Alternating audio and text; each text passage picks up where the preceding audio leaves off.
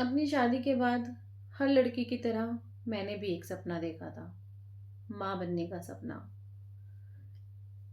लेकिन कहते हैं ना कि हर सपना सच नहीं होता। मेरा भी नहीं हुआ। शादी को 9 साल हो गए, लेकिन मुझे अब तक बेबी नहीं हुआ।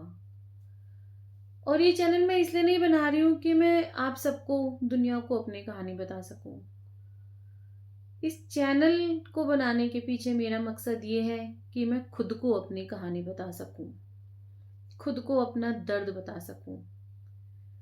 क्योंकि सही मायने में माँ ना बन पाने का क्या दर्द होता है, ये मैंने अब तक फील ही नहीं किया, या फील करना चाहा नहीं। क्योंकि मैं डरती थी कि मैं टूट जाऊंगी। मैं अपने आप को स्ट्रोंग बनाए रखना चाहती थी। पर कुछ दिन पहले मुझे महसूस हुआ कि मैं अपने आप को स्ट्रोंग नहीं बना रही थी, बल्कि और तोड़ रही थी। अपने फीलिंग्स, अपने इमोशंस अपने अंदर दबाकर, उनको बाहर ना निकाल कर मैं अपने साथ ही गलत कर रही थी। और अगर कुछ और दिन मैं ऐसा करती तो मैं टूट कर बिखर ही जाती। इसलिए मैंने फैसला किया कि किसी और को अपनी कहानी सुनाने से पहले, किसी और के साथ अपना दर्द शेयर करने से पहले, इवन अपने हस्बैंड से भी अपनी फीलिंग एक्सप्रेस करने से पहले, मैं खुद के सामने अपनी फीलिंग्स एक्सप्रेस करना चाहूँगी। मैं खुद को अपने इमोशंस दिखाना चाहूँगी जो मेरे अंदर पता नहीं कब से दबे हुए हैं। ये जो माँ बनने की जर्नी होती है ना, मैंने सुना है बहुत ब्यूटीफुल होती है। मैंने सोचा था मेरी भी ये जर्नी होगी। खैर, मेरी शादी हुई थी नवंबर 2016 में, और अप्रैल या मई 2017 की बात है जब पहली बार ऐसा हुआ कि मेरे पीरियड्स मिस हो गए। 10 दिन ऊपर हो गए, मुझे पीरियड्स नहीं आए। और उस टाइम पे मेरी मेरे हस्बैंड के साथ वैष्णो देवी जाने की प्लानिंग थी। हमारी टिकट्स कंफर्म हो चुकी थी। लेकिन जब मेरे पीरियड्स नहीं आए और घर में सबको एक उम्मीद बंध गई कि अब तो गुड न्यूज़ आने वाली है, तो घर के बड़ों के कहने पर मैं वैष्णो देवी नहीं गई। मेरे हस्बैंड गए, उन्होंने अच्छे से दर्शन किए, वो वापस आए। तब तक घर पे जो मैंने यूपीटी किया था वो नेगेटिव आया था। तो वैष्णो देवी से आने के बाद मेरे हस्बैंड मुझे डॉक्टर के पास लेके गए। घर में सबको बहुत उम्मीद थी।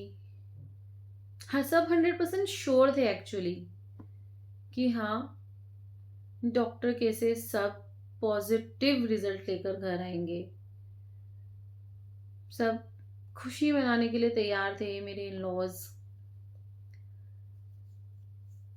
हम डॉक्टर के गए, डॉक्टर ने मुझे चेक किया, यूपीटी किया, और रिजल्ट नेगेटिव आया।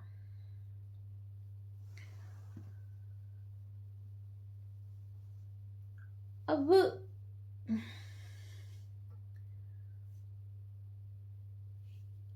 मैं सच बताऊं तो उस टाइम पर मुझे ये लगा कि ठीक है, कोई बात नहीं, अभी तो फर्स्ट चांस है, अभी तो हम ट्राई कर रहे हैं, आगे लाइफ है, हो जाएगा, इट्स ओके। लेकिन मेरे ऊपर सबसे ज़्यादा प्रेशर था कि घर पे जो मेरी फैमिली है, जो इंतज़ार कर रही है कि मैं जाऊंगी और उन्हें गुड न्यूज़ दूंगी, वो गुड न्यूज़ बैड न्यूज़ में चेंज हो गई है। और वो मैं उनको कैसे बताऊं। मेरे सास ससुर, मेरे देवर, जिनको बहुत एक्साइटमेंट थी कि वो चाचू बनने वाले हैं, मैं उनको कैसे बताऊं कि अभी वो टाइम नहीं आया है। मुझे याद है मैंने रो रो कर अपने हस्बैंड से बोला था कि मुझे घर नहीं जाना, मुझे कहीं और ले चलो, मैं किसी को फेस नहीं कर सकती। क्योंकि जब आपके अलावा बाकी लोगों की उम्मीदें अगर आपसे जुड़ जाती हैं और आपको पता है कि आप उनकी उम्मीदें तोड़ने वाले हो, तो आप अपना दर्द तो भूल जाते हो, अपना दर्द फ़ील ही नहीं कर पाते। बस इस टेंशन में रहते हो कि सामने वाले को दर्द ना हो। ये मेरी पहली गलती थी। ये मेरा पहला फेलियर था। ये माँ बनने की जर्नी में मेरा पहला फेलियर था। और इस समय मैंने अपनी फीलिंग्स को ध्यान में ना रखते हुए अपने परिवार की फीलिंग्स को ध्यान में रखा। दर्द तो मुझे भी हुआ था, मैं भी हर्ट हुई थी, लेकिन मुझे ज़्यादा टेंशन इस चीज़ की थी कि मैं परिवार में सबको कैसे फेस करूँगी। और यहीं से एक और सफ़र शुरू हुआ, अपने आप को अंदर ही अंदर घोटते रहने का सफ़र। मुझे लगता है कि शायद अगर उस दिन मैं बाकी सबकी परवाह ना करते हुए अपनी फीलिंग्स, अपना दर्द अपने हस्बैंड के सामने शेयर करती, एक्सप्रेस करती, तो आज ये नौबत आती ही नहीं कि मैं अंदर से इतनी खोखली हो चुकी हूँ। मेरा दिल भरा हुआ है, लेकिन मैं खोखली हो चुकी हूँ। हालाँकि मैं आज भी मानती हूँ कि बच्चा ना होना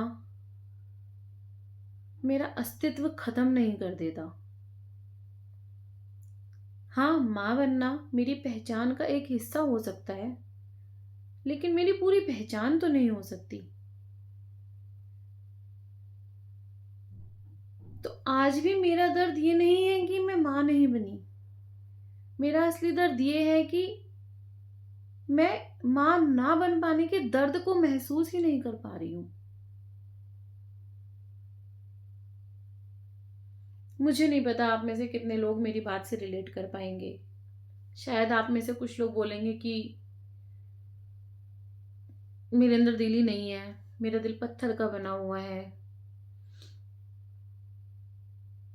पर ऐसा नहीं है। और कैसा है, ये मैं खुद भी समझना चाहती हूँ। मैं जानना चाहती हूँ कि अगर मैं ये कहती हूँ कि मुझे इस बात से फ़र्क नहीं पड़ता कि मैं बनी माँ बनी हूँ या नहीं बनी, तो क्या सच में ऐसा है कि मुझे कुछ फ़र्क नहीं पड़ता? या मुझे फ़र्क पड़ता है, बस मैं दिखाना नहीं चाहती, अपने आप को बताना नहीं चाहती।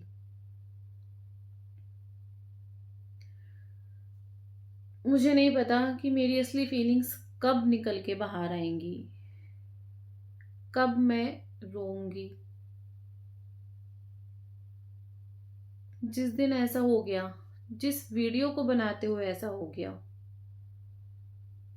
उस दिन मुझे लगेगा कि मेरा ये डिसीज़न बहुत, बहुत सही रहा कि मैंने कैमरा के आगे खुद की दिल की बातें रखने की सोची।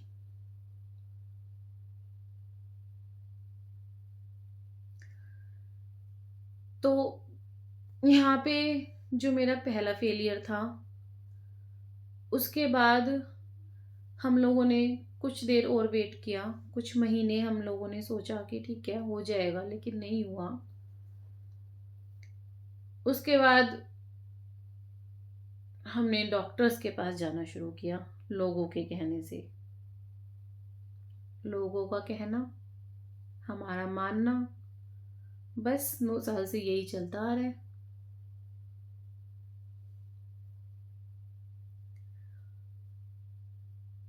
तो चलेंगे, आगे की कहानी मैं आपको खुद को अगली वीडियो में बताऊंगी। कि मैंने कहाँ इलाज करवाया, किससे करवाया, वो कैसा रहा, मेरी रिपोर्ट्स में क्या आया, डॉक्टर ने मुझे क्या बोला, मैंने कौन कौन से टेस्ट करवाए, वो सब मैं आपको आगे बताऊंगी। मिलते हैं नेक्स्ट वीडियो में। तब तक के लिए अपना ख्याल रखिए और याद रखिए, मैं अधूरी नहीं हूँ, आप अधूरी नहीं हैं, हम अधूरे नहीं हैं।